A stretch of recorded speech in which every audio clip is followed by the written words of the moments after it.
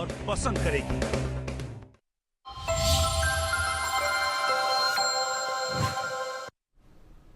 Welcome back, viewers. Now, in fact, let's take a look at the big story that we are tracking at this point of time. Prime Minister Narendra Modi has arrived in Jammu and Kashmir for the first time since the Pahalgam terror attack shook the valley with a high-impact agenda that includes major infrastructural launches and developmental projects on the dais. The Prime Minister's visit prompted a multi-tier security setup to ensure his safety during the public rally in Katra. Now, in the latest, what we are learning further is that Prime Minister Narendra Modi has spoken with Jammu and Kashmir Chief Minister Omar Abdullah, Railway Minister Ashwini Vaishnav and Union Minister Jitendra Singh as he watches an exhibition on Udhampur Srinagar Baramulla rail link project. Also interacted with the people who have worked on making this project a reality. Manohar Kesri is joining me live on the broadcast with more updates that he is in fact tracking very closely. Manohar, this is in fact a very big day for the people of Jammu and Kashmir.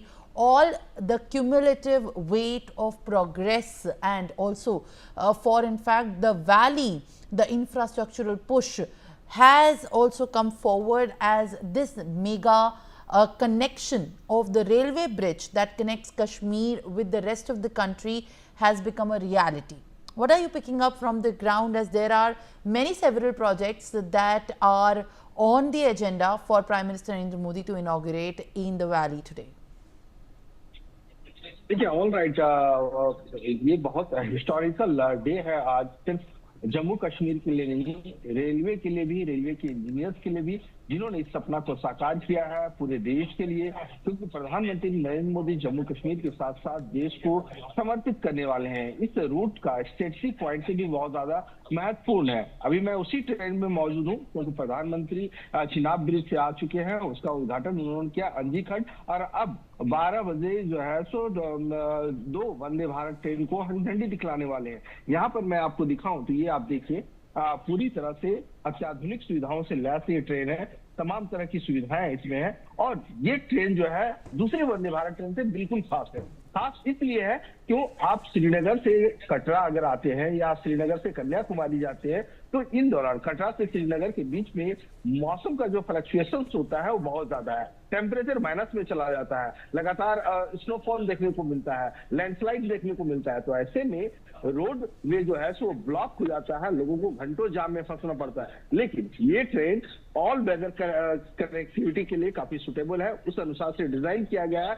इसमें जो है सो silicon padding जो है तो लगाया गया है, जो पाइपलाइन है उसमें हीटिंग पाइपलाइन का इस्तेमाल किया गया है, और जिस तरह से चिनाब ब्रिज जो दुनिया का सबसे ऊंचा रेल ब्रिज है, उसको जिस तरह से बनाया गया है वो काबिले तारीफ है। उससे जो है सो भारत का सीना जो है वो गर्व से ऊंचा है, क्योंकि चिनाब ब्रिज से मात्र 7 नॉटिकल माइल पर पाकिस्तान की सीमा लगती है, वहां से LOC और IB पास में है। और ऐसे स्थिति में ये जो है सो यहाँ से और इस जरिए से कहें तो हम सेना के साजो सामान भी ले जा सकते हैं और IB और LOC तक पहुंचा सकते हैं आसानी से, क्योंकि सड़क रास्ते तो बंद हो जाता था। हम देखते थे कि बर्फबारी होने की वजह से सड़कें ब्लॉक हो जाती थी। अब जो है सो वो स्थिति नहीं होगी। इसमें ट्रांसपोर्टेशन, टूरिज्म और साथ साथ ट्रेड, इन तीनों का जो है सो संगम जो है सो देखने को मिलेगा। और जो बर्फीली वादियों को हम कैमरे में कैद करते हैं, रील्स बनाते हैं, अब इस रेल के जरिए जो है सो रेल की रफ्तार बढ़ जाएगी,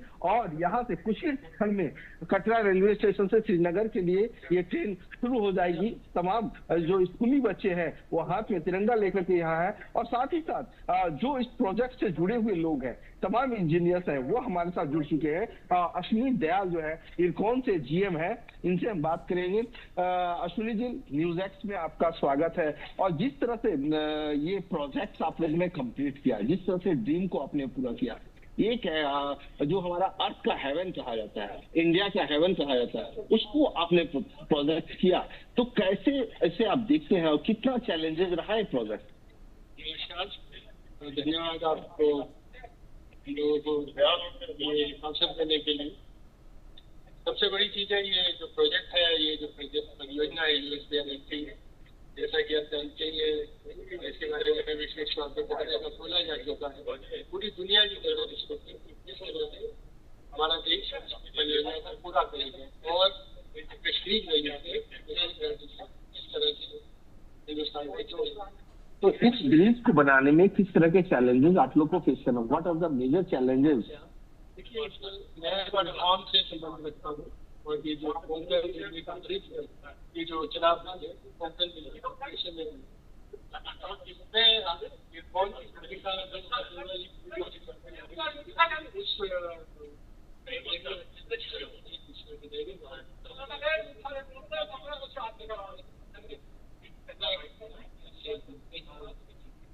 एयरकॉन का जो संबंध रहा है वो रहा है बारामूला से लेके सावलकोट तक, जिसमें हमने एशिया की सबसे लंबी सुरंग जो कि सुंबर और खड़ी को जोड़ती है 12.7 किलोमीटर की सबसे लंबी सुरंग है। उसके साथ वो उसकी एडेड टनल है जो उसके साथ ही है, बिल्कुल डबल ट्रैक टनल, उसको मिला के कुल लंबाई उसकी 13.2 किलोमीटर हो जाती है। तो हमारा जो सेक्शन था सावलकोट का, उसमें मुख्यतः रेलवे टनल, सबसे लंबी टनल जो हमने 2013 में सबसे पहले जब बनिहाल तक कनेक्ट किया वैली को, उस टाइम की सबसे लंबी टनल T80 11.7 किलोमीटर थी, वो उस टाइम पे भी सबसे लंबी टनल थी। और आज की डेट में इस सेक्शन में जो अब ट्रेन चल रही है संगलदान से बारामूला तक, उसमें भी एशिया की सबसे लंबी टनल एयरकॉन ने बनाई है। आज की डेट में जो ये हम चिनाब ब्रिज और अंजी ब्रिज की बात कर रहे हैं, जिसकी वजह से अब हम रेस्ट ऑफ इंडिया से कनेक्ट करेंगे अपने आप को, और ये एक सपना पूरा होगा। हमारा भी जो प्रोजेक्ट था जो हम 2002 से लेके चले थे उस मुहिम को, और वो पूरा कर चुके थे, वहाँ पे रेगुलर ट्रेन ऑपरेशंस हो रहे थे। आज वो हमारा भी सपना पूरा, हमारे राष्ट्र के साथ हमारा भी पूरा हो रहा है। हम पूरे हिंदुस्तान से कश्मीर को, श्रीनगर को जोड़ रहे हैं। हाँ बिल्कुल, यहाँ ये पूरा इलाका जुड़ चुका है, लोगों के लिए रोजगार डेवलप होगा, लोगों के लिए सड़कें, क्योंकि जो चिनाब ब्रिज है 70 गांवों को एक दूसरे से कनेक्ट किया है, वहाँ कनेक्टिविटी मिल गई है। और जो सड़कें बनाई गई, क्योंकि पहले चिनाब ब्रिज जहाँ पर है वहां पर कोई कनेक्टिविटी नहीं थी, तो सड़कें बना करके 200 से ज्यादा सड़कें बनाई गई, और उसके बाद लोग वहां पर रॉ मटेरियल्स ले गए, वहां पर फिर धीरे धीरे कंस्ट्रक्शन का काम शुरू हो गया। एक बार फिर हम अश्विनी दयाल से बात करते हैं। Sir, you tell me in English, what's the main features of Chenab? There is a mainly natural conditions or disasters or things like speed of wind, earthquake. Oh, what's the main feature? This entire project, railway line being all those things which are required, safety measures which are required for to make this train safe and to make this entire alignment safe. I think like you say about road speed, there are sensors put on the bridges.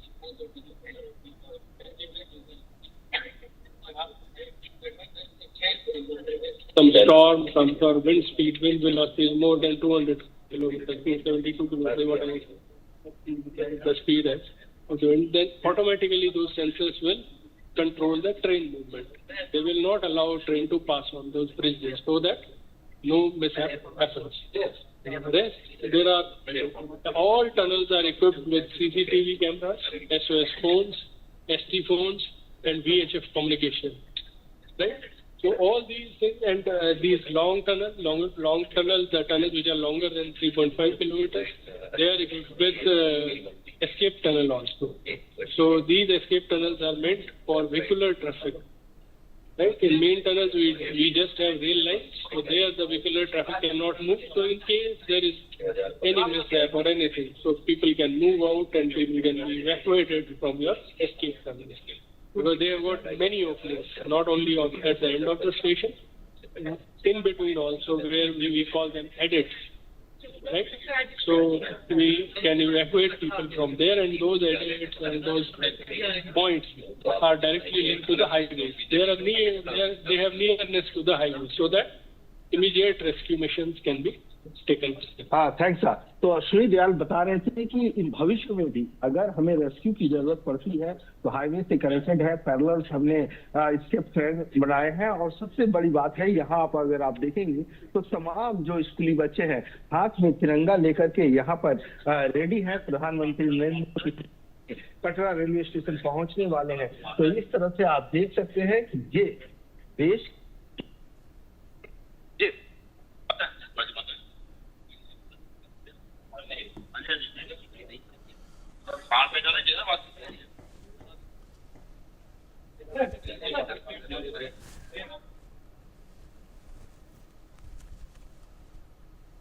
All right, in fact